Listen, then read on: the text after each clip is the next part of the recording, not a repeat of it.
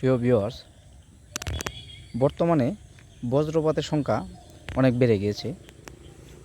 আজ থেকে প্রায় 16-17 বছর আগে এতটা বজ্রপাত ছিল না। এখন আমরা প্রায়ই শুনি যে বজ্রপাতে মানুষ মারা যাচ্ছে। গ্রামের ভাষায় যেটাকে বলা হয় ঠাডা পড়া।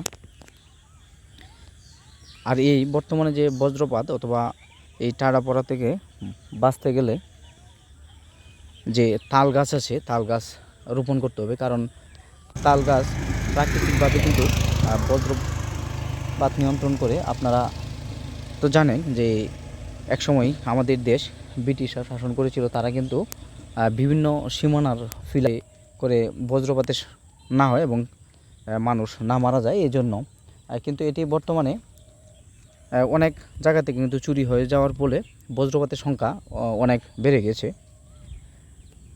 যে যে এলাকাগুলোতে প্রচুর পরিমাণে তাল গাছ আছে এইগুলাতে বজ্রপাতের সংখ্যা নাই বললেই চলে। কারণ তাল গাছ এমন একটি গাছ যে প্রাকৃতিকভাবে যে বজ্রপাত হয় তা এটা কিন্তু প্রতিরোধ করতে পারে। এই জন্য আমাদের সকলের উচিত যে ফসলের মাঠে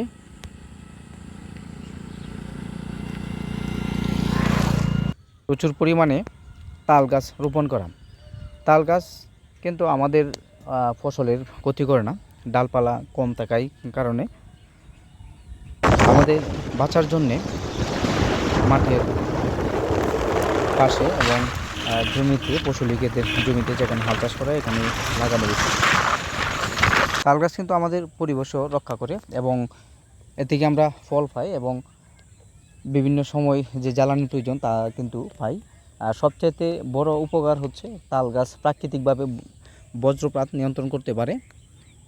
এই জন্য সকল ফসলি ক্ষেতে বা রাস্তার পাশে আমরা অবশ্যই তাল গাছ রোপণ করব এবং এই ভিডিওটি অবশ্যই শেয়ার করবেন মানুষ সতর্ক হওয়ার জন্য এবং সকলে যেন আমরা এই তাল গাছ রোপণ করি। এই তাল গাছ ফসলি জমির পাশে থাকলে আমাদের অনেক কৃষক মৃত্যুর হাত থেকে রক্ষা পেতে পারে। সম্প্রতি কিন্তু অনেক মানুষ মারা গিয়েছে এই বজ্রপাতের কারণে। আমাদের সকলের উচিত বেশি করে তাল গাছ রোপণ করা। তাল গাছ আমরা অবশ্যই রোপণ করব এবং আমরা ভিডিওটি শেয়ার করে দেব। সকলকে ধন্যবাদ।